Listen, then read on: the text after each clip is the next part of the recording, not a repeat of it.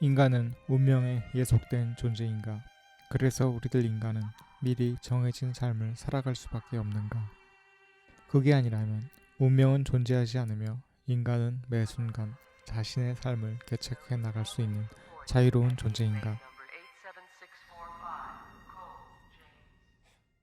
영화 12 몽키즈는 이런 질문을 시간여행이란 소재를 이용해 다시 한번 우리에게 던지고 있습니다. 1997년 원인 모를 바이러스의 창궐로 인류의 99%는 죽음을 맞이합니다. 살아남은 1%의 인류는 바이러스를 피해 지하로 대피합니다. 그리고 2035년 마침내 인류는 지구 표면으로 재기하기 위해 구체적으로 움직이기 시작합니다. 그 구체적인 움직임이란 바로 시간 여행을 통해 바이러스가 퍼지기 직전인 1996년 과거로 돌아가 변이되지 않은 순수한 바이러스를 찾아낸 뒤 백신을 만드는 것입니다. 지하 감옥에 갇힌 죄수 제임스 콜은 과학자들에게 가명을 약속받고 과거로 돌아가 바이러스 샘플을 채취할 임무를 맡게 됩니다. 제임스 콜에게 주어진 단서는 바이러스를 퍼뜨린 단체로 추정되는 12 몽키즈라는 단체의 이름뿐. 하지만 과학자들의 실수로 제임스 콜은 1996년이 아닌 1990년도로 가게 됩니다. 이곳에서 제임스 콜은 정신과 의사이자 역사학자인 캐서린 라일리 박사를 만나게 됩니다. 결국 제임스 콜은 정신병원에 갇히게 됩니다. 캐서린 박사를 포함한 다른 정신과 의사들에게 자신이 맡은 임무와 상황을 설명하는 제임스 콜.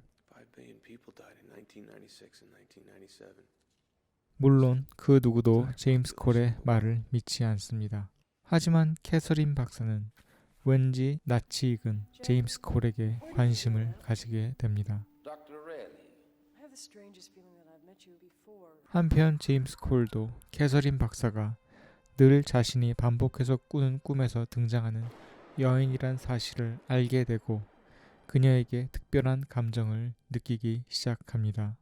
그리고 정신병원에서 만나게 된 또 한 사람, 제프리 고인스. 중증 정신병자인 제프리 고인스는 제임스 콜에게 유달리 관심을 쏟습니다.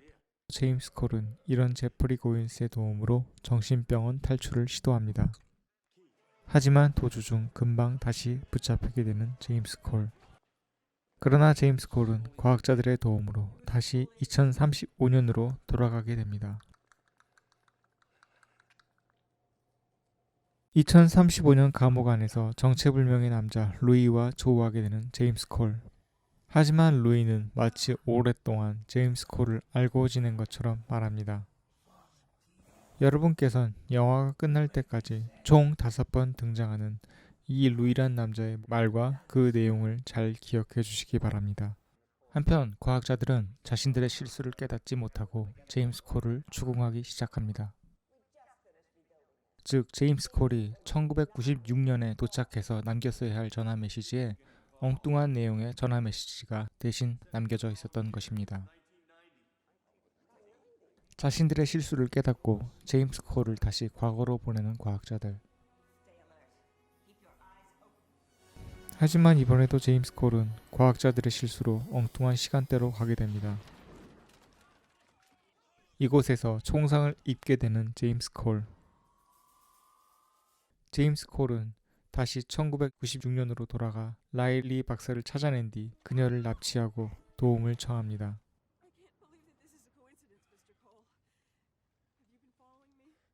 제임스 콜은 라일리 박사와 함께 필라델피아로 향합니다.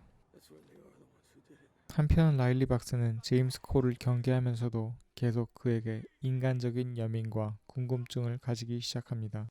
필라델피아에서 12 몽키즈를 찾을 단서를 찾게 되는 제임스 콜. 그리고 제임스 콜은 두 번째로 루이와 조우하게 됩니다. 루이는 마치 제임스 콜이 곧 자신의 임무를 포기하고 도망갈 것처럼 말합니다. 콜은 자신이 임무를 그만둘 것이란 사실을 부정합니다. 하지만 영화 중반부 이후에 우리는 제임스 콜이 루이의 말처럼 정말 자신이 맡은 임무를 거부하게 될 것이란 사실을 알게 됩니다.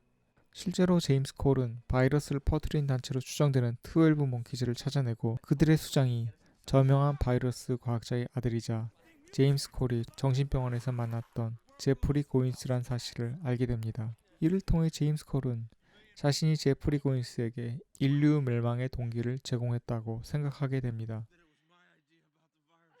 2035년으로 소환된 제임스 콜.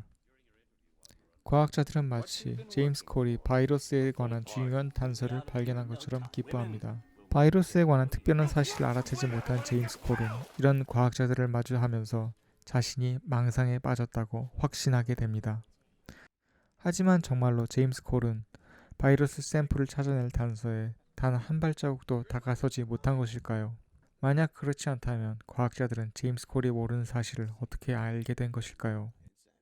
영화에서 벌어지고 있는 여러 정황을 볼 때 제임스 콜은 이미 자신이 모르는 형태로 바이러스에 대한 정보를 과학자들에게 전달했을 가능성이 큽니다. 그리고 제임스 콜이 이 사실을 모르는 이유는 그가 매우 주관적이고 선형적인 시간관념에 따라 행동하고 있기 때문입니다. 즉, 영화 12 몽키즈에서 제임스 콜의 시간은 절대적인 시간이 아닌 것입니다. 오히려 영화 12 몽키즈에서 시간은 인물들에 따라 전혀 다르게 흐르고 있습니다. 이에 대한 논거로 아까 제가 여러분께 기억을 주문했던 루이란 인물을 제시할 수 있습니다. 제임스 콜은 과학자들이 떠난 침상에서 루이를 세 번째로 만나게 됩니다. 1996년에서 처음 만났을 때 제임스 콜에게 자신의 맨 잇몸을 드러냈던 이 루이란 남자는 그러나 지금 자신이 이빨을 뽑았다는 사실조차 알지 못합니다. 즉, 루이는 아직 1996년에서 제임스 콜을 만나지 못한 것입니다. 실제로 루이의 관점에서 그가 처음으로 등장하는 부분은 루이가 라일리 박사와 단 둘이 만나게 되는 장면일 가능성이 큽니다. 실제로 이 장면에서 루이란 인물은 제임스 콜이 아직 누구인지조차 알지 못합니다. 혹자는 그러나 이 루이란 남자를 단순히 제임스 콜과 관객들의 혼란을 조장하기 위해 감독이 설정한 장치라고 여기기도 합니다.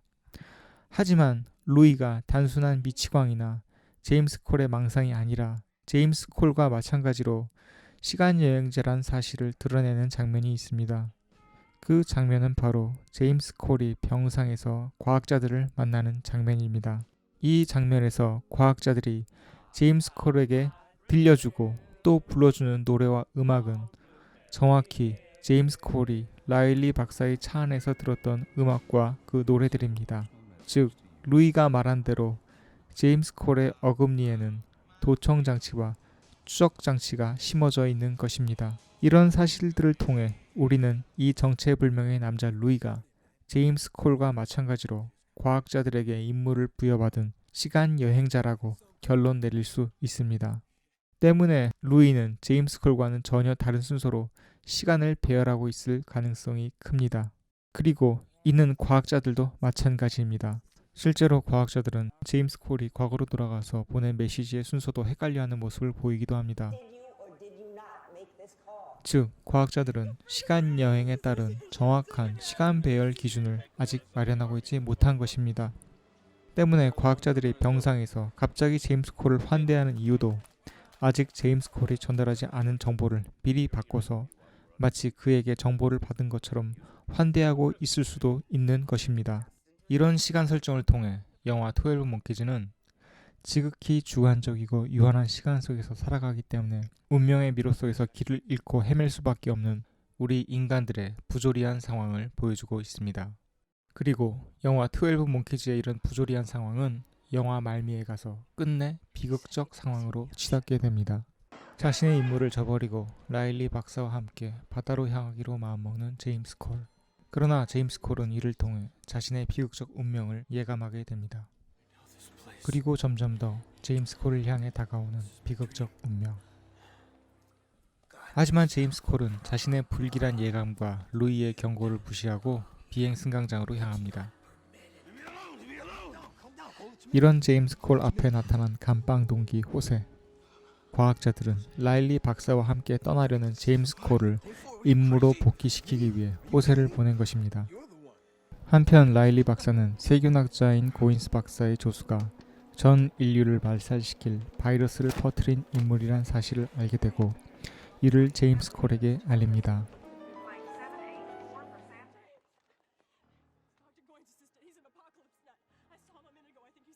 그리고 마침내 우리는 전체적이고 절대적인 시간 속에서 제임스 콜의 비극이 끊임없이 반복될 것이란 사실을 깨닫게 됩니다.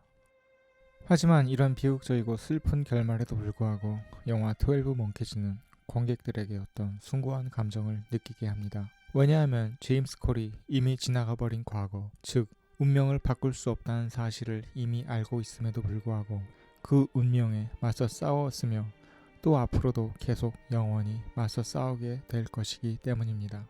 즉 이런 결말을 통해 우리는 정해진 운명을 거스르는 것이야말로 제임스 콜에게 주어진 진짜 운명이었다는 사실을 알게 된 것입니다. 따라서 영화 12 몽키즈에서 제임스 콜의 이런 희생을 통해 인류가 다시 지구 표면으로 재기하게 될 것인가 말 것인가 하는 문제는 그렇게 중요한 문제가 아니라고 저는 생각합니다.